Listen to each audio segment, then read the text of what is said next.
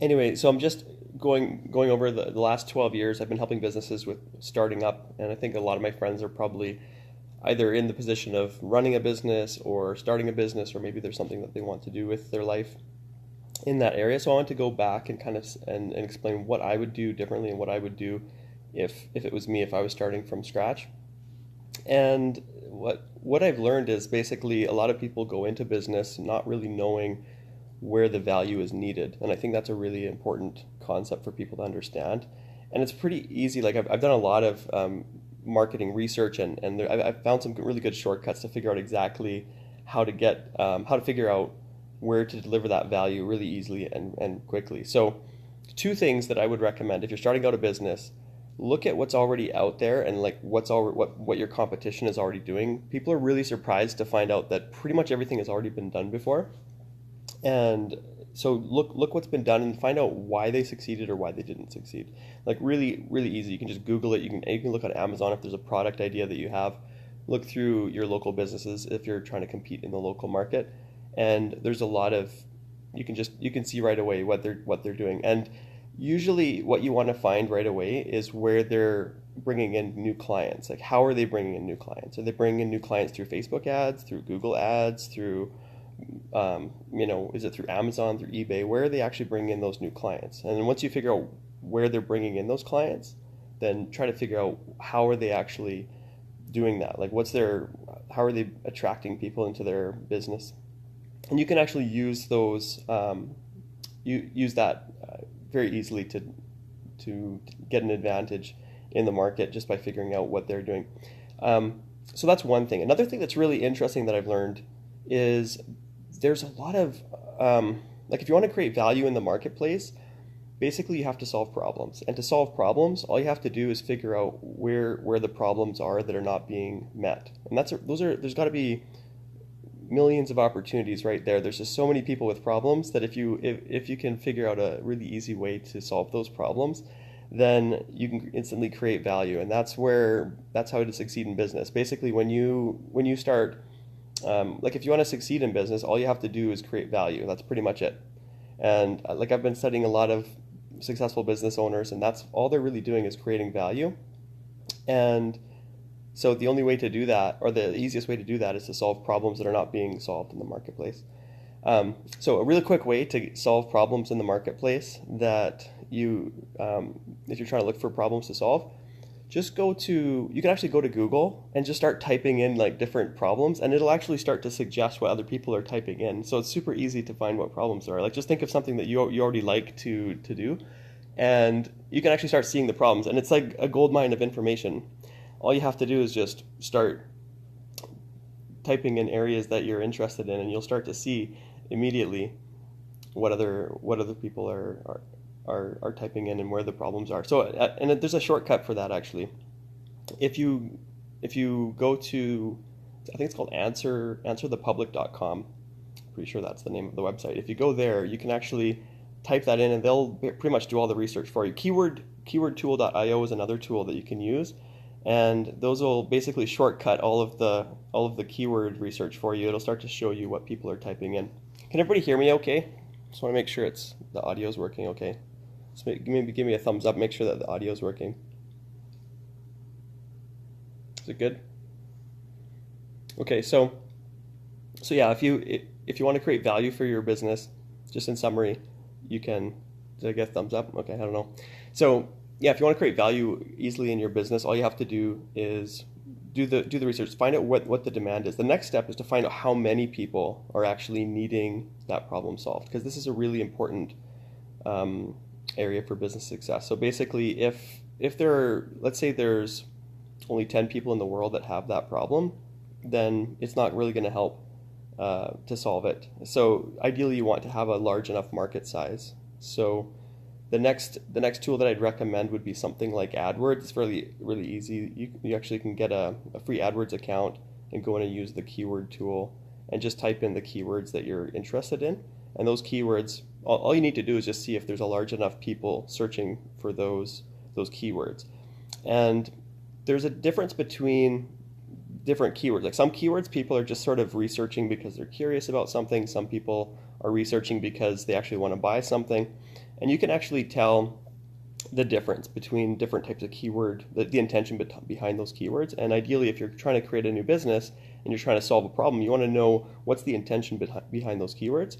So a few easy tips for how to figure out what keywords to use and what keywords to research. You can actually go to Amazon.com and just start typing in different keywords there. And you can start to see what people are typing into Amazon. And that gives you an idea of what buyers of products are actually typing in. So instead of using Google research tools, go to Amazon and actually use the keyword tools there. And you can actually see what buyers are actually typing in. And that gives you a really good idea. Basically, they're typing in very specific products, very specific things. And those are buyers. Those are real buyers. So you can use that to kind of eliminate some types of keywords. But then there's other keywords, for example, for services. Usually, for example, if somebody needs like a local tradesperson or whatever, they're going to type in specifically what they need, and they might even have a company in mind when they're typing that in. So those are the intention behind those keywords are that those are real buyers. So for example, if they're typing in something like Walmart or a name of an actual company, then they're pretty much ready to start buying or shop at that company, or get some services from that company. So those are some really good tips to figure out what kind of keywords to target and how to figure out what people actually want. So back to the original question of how to start up a company and make sure that you're not getting yourself into a whole bunch of extra risk. Just go in and you can start typing, like I said, you can type into Google, get some keywords from there, or use keywordtool.io or answerthepublic.com. And ideally, you want to find out some numbers behind those keywords, like how many people are typing that in per month. Because if there aren't enough people typing it in, then you're not going to have enough. You're not going to be able to make enough sales with those keywords. So I hope that helps with understanding the intention behind keywords. You need to find good keywords that solve problems for people, and it needs to serve a big enough market. And so by big enough market, I would not go after a keyword that has 10 searches per month, because that's just too low. And if I go after something that has 1 million searches per month, it's probably already saturated. So I would try to fit my startup somewhere between those two ranges. You can go after the really big keyword. You can target people that have millions of searches, and there's a lot of opportunity in there. It depends on if you can really add value in that area, though. For example, if you're starting up a company that has, let's say you have certain skills as let's say you're a plumber, or let's say you're a teacher, you have certain skills in a certain area where you can add something to that industry, then that can really help. So what I'm trying to say is, if there's a niche that has 1 million searches per month, and you've discovered it and you feel like, hey, this is totally me, like I can totally add something to this niche, then that might be a perfect gold mine opportunity for you to jump in and create a startup in that area. Because I think that's what I've done in a few different markets. For example, I did it on Etsy, and that's what I do. I look for opportunities where I feel like my particular skill set is going to add something to the marketplace in an area that has a lot of demand. And that's probably the easiest way to do a startup, is to find out, okay, so take inventory of yourself. What do I have to offer? And then look at the marketplace, like where's the demand? Where's the actual demand? So if you don't do those two things, the problem is you end up having basically a startup that you hate because it's not really your passion, or it's not really what you have to offer. And then the other thing is the marketplace might not be demanding or needing what you're offering, and that's a huge problem as well. And I think that's the biggest reason people fail, is because they start to create a startup where there's just no need. And if there's no need, like, it doesn't matter if you're super good at sales. Like, if there's nobody that wants your product, they're just gonna like buy because they feel sorry for you, or like there's no real, you're not really gonna have a big market opportunity. So what you need is a hot market, really. And like I said, ideally that sweet spot. And from my experience, I would try to choose something below 1 million searches per month and above 10. Like, so I would go for, I don't know, I'd be in the thousands, like somewhere 5,000. Yeah, 5,000 would be good, like around that range. If there's 5,000 searches for something that isn't really being adequately addressed in the marketplace, like, so I'm talking Google searches, right? So if you could get a number on that, somewhere in the 5,000 range, like if there's 5,000 searches for something and there's no real solution for that, or if the solutions are kind of crappy and you feel like you could do something better, then it's a perfect market opportunity. You could just jump on that and start creating a business off of that.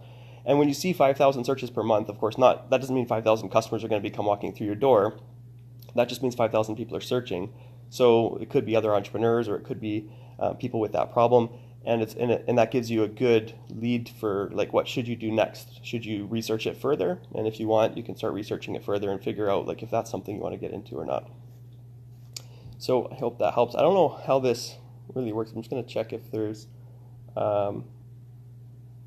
it's hard. Sorry, I'm like kind of new to this, so I don't really know if there's anybody typing, but anyways, so I'll just continue on with that line of thinking. Like, so if you're starting up and you're looking at trying to succeed in the industry that you're in, and you're struggling, the main reason you're going to struggle is probably because there's no demand in that niche, or because because you're not offering anything unique enough or new enough in that area. So my formula for success on online marketing is fairly simple. Find out if there's demand for a particular product or service, and then find out if you can add some kind of unique value to solve that demand.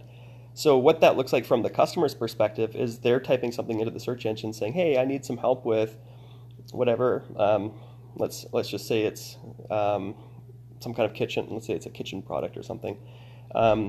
Maybe they don't like microwaves and they want a better way of cooking food or whatever. So that's what they're needing. And so what you would do to succeed in that market is to look at all the options that already exist, like what's already in the market.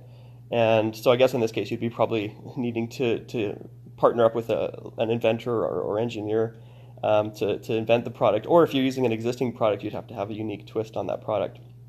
But the idea is that the customer is going to go search for something, and then you want them to actually have something unique enough that's going to actually drive a sale. Because the value in having something unique is you don't want to be just different for the sake of being different. You actually want to provide sort of a unique solution is what you want. Like, you want a solution to their problem, because that's why people are buying. People are buying because they have problems that they need to solve. So if you can find a unique solution to that problem by adding or changing something with that product, then you can easily take a part of that market, a piece of that market. And that's why it's sometimes good to go after really big market opportunities that have, let's say there's even if it's a big market, like with a lot of demand, with over 1 million searches per month, you could still go after that, because with over 1 million searches per month, if there's something unique that you have to offer that market, then you can still get a piece of the pie. And that's better than taking, like I said, 100% of 10 searches per month